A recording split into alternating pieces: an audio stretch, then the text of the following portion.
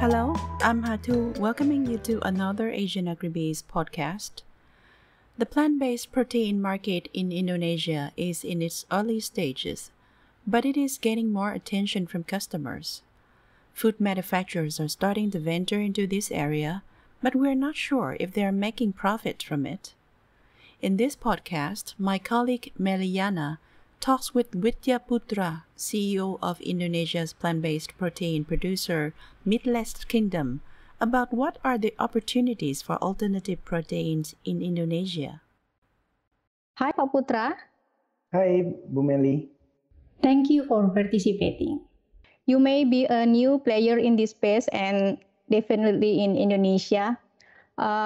Most of us didn't really understand 10 years ago and didn't really know about. But do you predict there being more companies being founded in plant-based meat? So I think it will be really helpful to start with kind of how you see the Indonesian market growing, although we are predominantly meat consumers. And why did you go into the industry? Okay, thank you for your question, Bu Meli. So actually what I see in plant-based meat, it is growing around the world, especially more and more every year. We know that a lot of new company come up with a lot of solution, and in Indonesia itself, I would say it is also growing. We see that even during pandemic, we also can increase ourselves, and also more and more people concerned about alternative protein, especially plant-based meat, because of they believe, and a lot of research also show that this can benefit for your health, right? Especially people who have heart attack or high cholesterol, diabetics, and etc. So they want to reduce to eat meat from their daily consumption. That's why our products, Meatless Kingdom or other alternative meat products, can be one of the solution.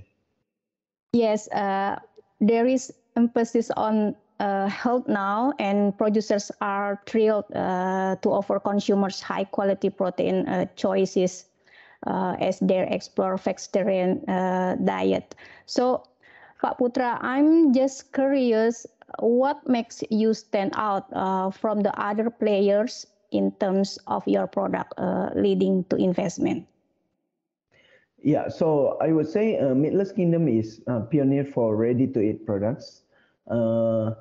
This makes us quite different compared to other competitors, because most our competitors are focusing on frozen food, and because our product ready-to-eat products, it is self-stable and easy to distribute, especially in Indonesia, because Indonesia has a lot of a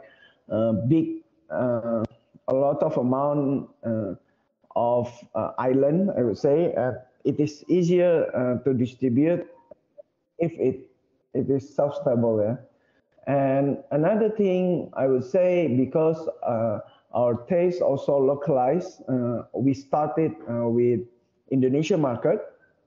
We make like rendang, gepuk, dendeng. This is most favorite products for Indonesian. So we try to replace or give a healthier option to our customers. So this one, I would say, is our differentiate, especially if you compare to Western plant-based meat out there. They are more focused on beef patty, meatball, sausage. This is food that I would say more suitable with Western market, right? Compared to Indonesian market that we started. Okay, if I'm not wrong, you use mushrooms as the main raw material, Pak Putra. Yeah. Any desire to use other ingredients such as peanuts, mung beans or soybeans? Yeah, so actually, our existing products we use not only mushroom, but we combine with soy proteins to make the texture too. And in the future, we are quite open for any potential resource, especially plant-based beans, something like that, that can be used with like to increase the best texture and also flavor. I think we open for that. Okay, that's interesting. I'm going to move on to the next question. Uh, there is the argument that plant-based foods do not contain enough nutrients, Pak Putra. So, how to make Indonesian consumers be more accepting? Yeah, I, I would say it is not proven because as you can see, a lot of like documentary from Netflix, for instance, like conspiracy and conspiracy and many more that proven even athlete they like how to say bodybuilder athlete who gain for instance like gold medal from Olympics they also become vegetarian or vegan but then they also can achieve big achievement yeah they get a big achievement in their career and yeah I would say the main point is about plant-based meat or become like vegan lifestyle or vegetarian lifestyle. You not only eat the same thing every day, right? Because if you just eat one type of products uh, every day, and then of course it is not sufficient because you can find uh, a lot of uh, a lot of nutrition from different food. For instance, what I say is, let's say, yeah, soy protein or soybean, we know high protein. But if you just consume soy protein every day, it is not enough because they just have some of the nutrition. You need to eat like green vegetables, like even carrot from their carotene and etc. So you need to mix every day your food uh, so you can yeah you can get more nutrition from variety of food and actually our mission also not to make people to become vegetarian or vegan but if they want to reduce to eat or consumption of meat they have option so let's say usually in the past you eat in 1 week every day meat but then because of you have diabetic or cholesterol you want to reduce to eat meat right and then within 7 days you have 2 days you commit to eat more vegetables uh, but then you want to mix it with plant-based meat so we provide the solutions. Okay, so Pak Putra, how do you introduce your product to the market? Who are you targeting and what is the market percentage are you looking at in the next 5 years?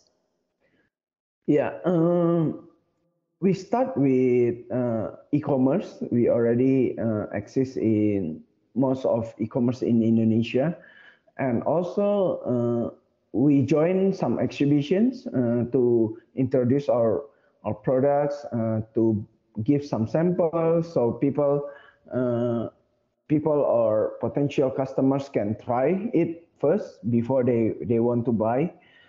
The third one, I would say, we also ready in many stores, yeah, like modern trade.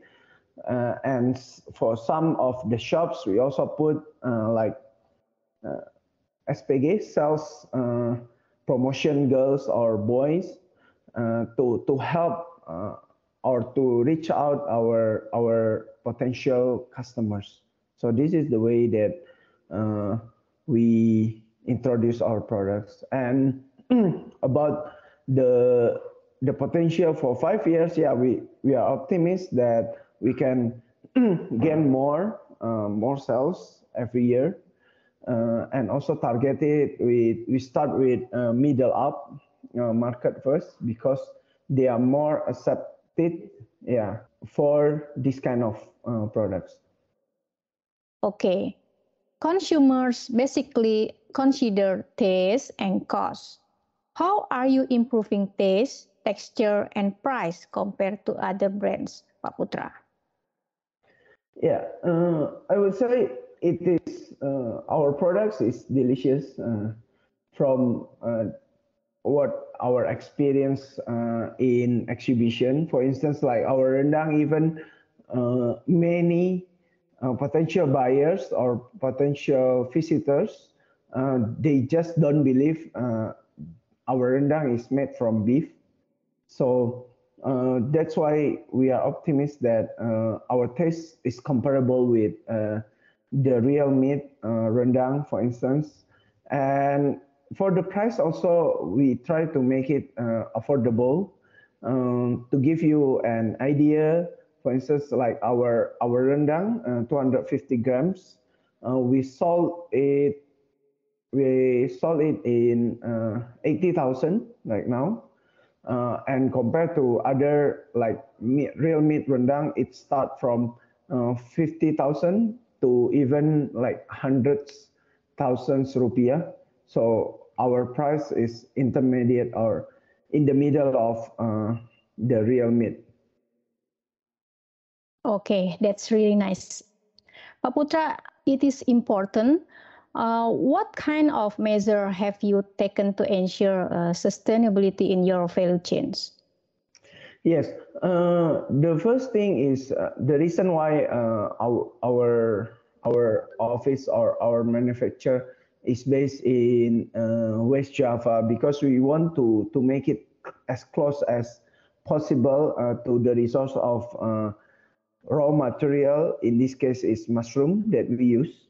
So we really count in or consider the carbon footprint from our raw materials.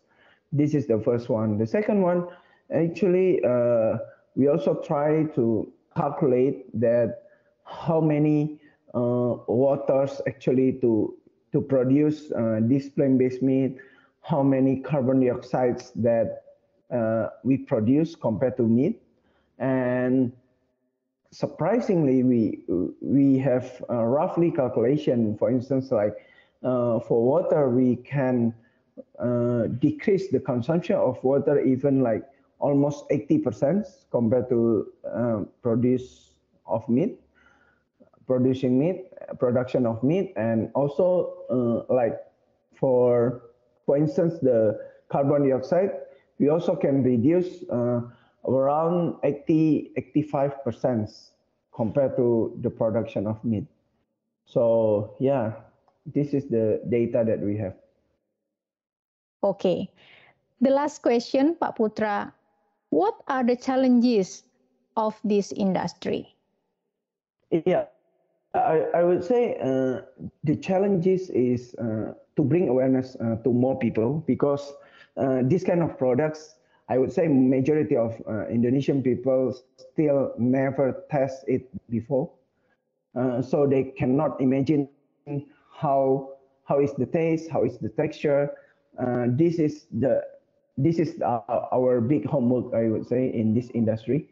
And also we hope that government also can support us. For instance, like if electrical vehicle, government can give subsidies for consumer that wants to buy the electrical vehicle. And then for us, I think a lot of things can be done, yeah, if government want to intervene this industry to make it even faster for the growing.